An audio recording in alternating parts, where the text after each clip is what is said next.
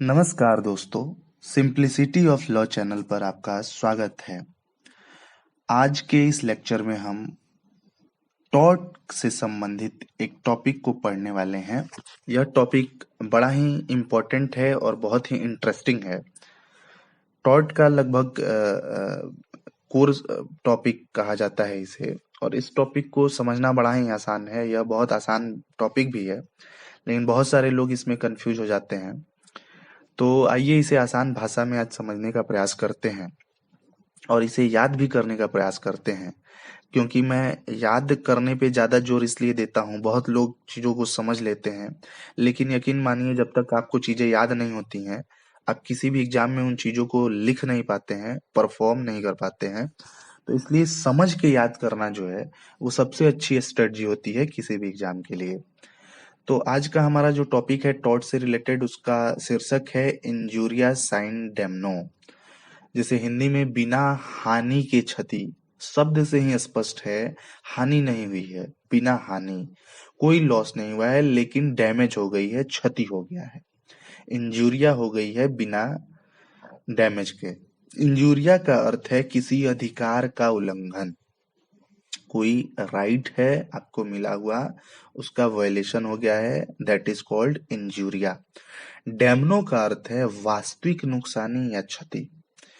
तो इस सूत्र का अर्थ है कि यदि व्यक्ति का विधिक अधिकार का उल्लंघन होता है, व्यक्ति कोई है और उसके लीगल राइट्स जो दिए गए हैं उसका यदि वॉयलेशन होता है, तो व्यक्ति जो है वो वाद दायर करने का अधिकार उसके पास होगा, चाहे उसको कोई वास्तविक हानि हुई है या नहीं हुई है। यानी कि वास्तविक हानि या क्षति इमैटेरियल है। यदि उसके लीगल राइट्स का वॉयलेशन हुआ है तो उसे वाद दायर करने का अधिकार मिल जाता है। अतः इस सूत्र के अनुसार अपकृत्य के लिए यह आवश्यक है, टॉर्ट कमिट होने के लिए मात्र इतना जो है कंपलसरी है कि उसके लीगल राइट का वॉयलेशन हुआ हो, तथा वास्तविक हानि या नुकसानी को सिद्ध करना उसके लिए आवश्यक होता ही नहीं है।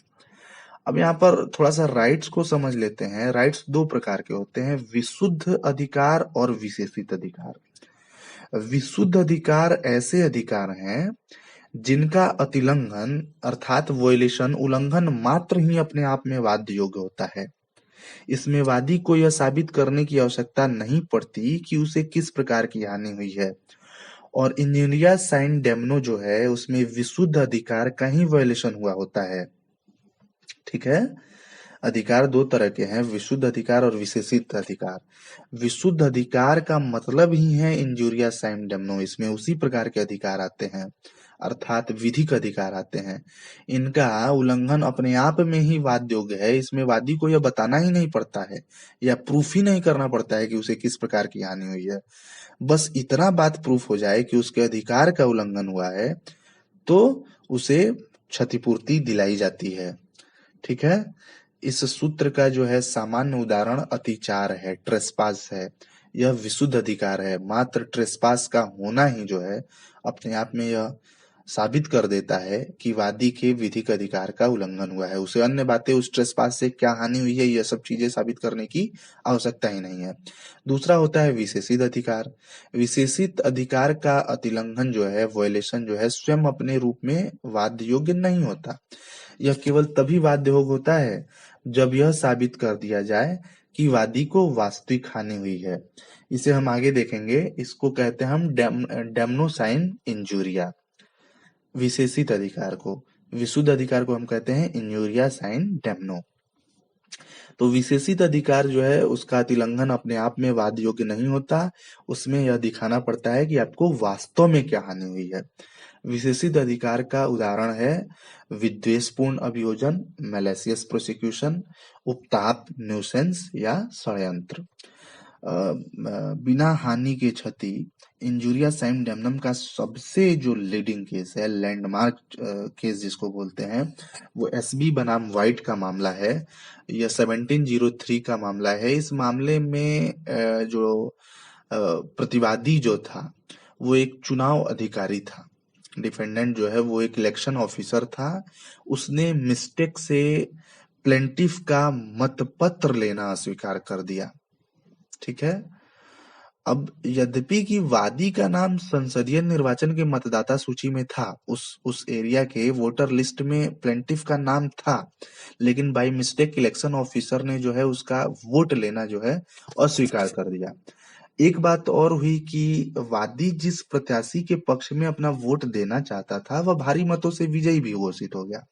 यहाँ अगर देखा जाए तो वादी को किसी प्रकार की वास्तविक हानि नहीं हुई है। जिसको वो वोट देना चाहता है वह विजयी भी हो चुका है। ऐसा नहीं है कि वह हार गया है और इसे कोई नुकसान हुआ है। लेकिन यह निर्णित किया गया कि वादी जो दावा कर रहा है वो मेंटेनेबल है तथा प्रतिवादी जो है डिफेंडेंट जो है उसको उत्तरदायी ठहराया गया, लाइबल ठहराया गया, क्योंकि वादी के लीगल राइट्स का वायलेशन हुआ था। रियल लॉस कुछ नहीं हुआ था, जिसको उसे वोट देना था वो जीत भी चुका था। लेकिन अगर उसका कोई लीगल राइट है, राइट टू वोट हम सब जानते हैं लीगल राइट है, और उसके वायलेशन पे कोई अगर रेमेडी न दिलाई जाए, उपचार न दिलाई जाए, तो ऐसे राइट का क्या मतलब है। इसलिए उसे उपचार दिलाया गया और उसे 1 पौंड की नाम मात्र की हर्जाने की राशि उसके लीगल राइट्स को मान्यता दिए जाने के एवज में दिलाई गई। इसमें मुख्य न्यायाधीश होल्ट महोदय ने कहा कि यदि वादी का कोई अधिकार है तो उसे लागू या बनाए रखने के लिए साधन भी होना चाहिए। हमने पढ़ा भी है एक बहुत ही महत्वपूर्ण सूत्र, उबी जस इबी रेमेडियम, जहाँ अधिकार है वहां उपचार है, अर्थात बिना उपचारों का अधिकारों का कोई महत्व नहीं है।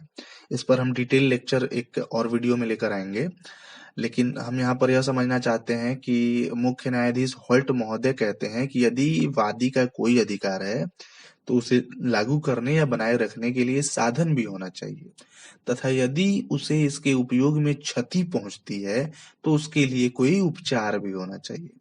प्रत्येक क्षति हानि उत्पन्न करती है, कोई भी क्षति हो, हानि तो उत्पन्न होती है, चाहे वादी पर उसका स्पष्ट प्रभाव न पड़ता हो। हानि केवल धन के रूप में ही नहीं होती, किसी व्यक्ति के अधिकार के उपभोग में बाधा डालना स्वयं में एक हानि है। यदि कोई व्यक्ति किसी के विरुद्ध अपशब्द का प्रयोग करता है, सपोज मैं किसी को गाली देता हूं, तो उसको 1 पैसे की भी हानि नहीं होती है, फिर भी उसके विरुद्ध कार्रवाई की जा सकती है। इसी प्रकार यदि एक व्यक्ति दूसरे के कंधे का स्पर्श मात्र करता है जिससे उसे तनिक भी चोट नहीं पहुंचती, फिर भी यह शरीर के प्रति क्षति है और कार्रवाई की जा सकती है। तो कहने का मतलब ये है कुल मिला के कि हानि में आपको वास्तविक हानि हो यह जरूरी नहीं है कि आपको धन की, शरीर की क्षति हो। आपके विधिक अधिकार का उल्लंघन हो जाए तो इंजुरिया सैमडमनम के अंतर्गत जो है उसे क्षति माना जाता है और आपको जो है क्षतिपूर्ति दिलाई जाती है, आपके अधिकार की रक्षा की जाती है। बिना हानि के क्षति से यह संभव है कि वादी को कोई हानि कारित न हुई हो, फिर भी दोषपूर्ण कार्य जो है, रॉन्गफुल एक्ट जो है, वो वाद योग्य हो। ऐसी स्थिति में प्रश्न यह उठता है कि वादी को कितनी क्षतिपूर्ति दी जाए। ऐसे किसी मामले में नाम मात्र की नॉमिनल जो है वो डैमेजेस दिलाई जाती है, जैसे 1 रुपए। 1 रुपए देने के पीछे यह मकसद नहीं होता है कि क्षतिपूर्ति कर दी गई। हालांकि एक उदाहरण प्रस्तुत किया जाता है ताकि, अब जैसे इलेक्शन ऑफिसर से 1 रुपए दिलाना वादी को, अपने आप में यह उदाहरण था कि आगे से कोई भी व्यक्ति शर्मिंदगी महसूस करेगा और इस तरह की गलती नहीं करेगा, इलेक्शन ऑफिसर के पोस्ट पे हो या जो भी है। एक और वाद है इसमें, मार्जेटी बनाम विलियम्स। इस मामले में वादी का काफी सारा पैसा जो है वो बैंक में जमा था, फिर भी डिफेंडेंट उसके चेक को जो है वो भुगतान करने से मना कर दिया। अब कृत्य में बैंक के विरुद्ध दावा स्वीकार किया गया, टॉर्ट में जो है वो बैंक के एगेंस्ट जो है वो क्लेम को स्वीकार कर लिया गया। यद्यपि जो चेक का भुगतान नहीं हुआ था ना, उससे प्लेंटिफ को कोई वास्तविक हानि नहीं हुई थी। एक और बड़ा ही इंपॉर्टेंट केस है म्युनिसिपल बोर्ड ऑफ आगरा बनाम अशरफी लाल। इस मामले में न्यायालय ने कहा कि यदि कोई व्यक्ति इस बात का अधिकारी है कि निर्वाचन सूची में जो इलेक्टोरल लिस्ट होता है उसमें उसका नाम हो, इस बात का उसके पास राइट है, तथा दोषपूर्ण रूप से उसका नाम ऐसी निर्वाचन सूची में नहीं रखा जाता है, तथा इस प्रकार वह मतदान करने के अधिकार से वंचित कर दिया जाता है, तो उसे वाद दाखिल कर क्षतिपूर्ति प्राप्त करने का अधिकार होगा। और एक लास्ट केस है, बड़ा ही इंपॉर्टेंट केस है अभी, भीम सिंह बनाम state of Jammu and Kashmir. मामले में पुलिस द्वारा जो है भीम सिंह नामक विधानसभा के सदस्य, विधायक थे पकड़ लिया गया था तथा कुछ दिन बाद बिना किसी रीजनेबल कॉज के उनको कुछ दिन तक बंदी बनाकर रखा गया था। उच्चतम न्यायालय द्वारा इसके लिए स्टेट को लायबल ठहराया गया। तो छोटी सी बात थी कि इंजुरियस एंड डैमनम का मतलब यही था कि आपको कोई वास्तव में कोई डैमेज हुई नहीं है, कोई हानि हुई नहीं है धन की, शरीर की, लेकिन आपके विधिक अधिकार का उल्लंघन हुआ है और पूरा लॉ ऑफ टॉर्ट जो है आपके लीगल राइट्स के इर्द गिर्द ही घूमता है। अतः जहां कहीं भी अधिकार है वहां उपचार है, और जैसे ही आपके विधिक अधिकार का उल्लंघन होगा तो लॉ ऑफ टॉर्ट वहां पर जो है वो एक्टिव हो जाता है और आपके विधिक अधिकार की रक्षा करना ही उसका सर्वोपरि कर्तव्य होता है। तो इंजुरियस एंड डैमनम में इतनी सी बात बताई गई है। तो आई होप कि यह लेक्चर आपको समझ आया होगा, और आपके कोई भी क्वेरीज हैं तो नीचे कमेंट सेक्शन में लिखना जरूर पूछिए, उसे हम सॉल्व करने का प्रयास करेंगे। तो सिंप्लिसिटी ऑफ लॉ चैनल पे बने रहिए, इसे like share and comment subscribe करिए और कमेंट भी करिए। बेल आइकन दबाना बिल्कुल ना भूलें ताकि कोई भी लेक्चर मिस ना होने पाए। Thank you, have a nice time.